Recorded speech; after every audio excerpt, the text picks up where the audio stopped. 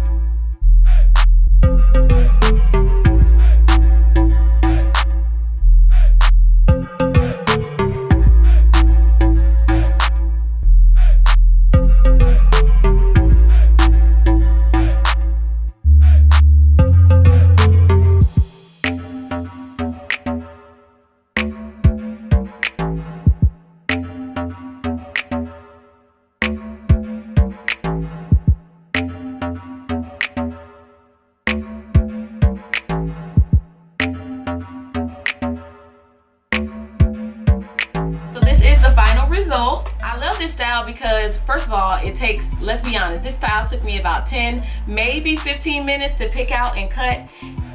The color's already there. It's popping. Come on now, just come on. And guess what? The wig's only $20. I picked this up from my local beauty supply store. The wig was $20.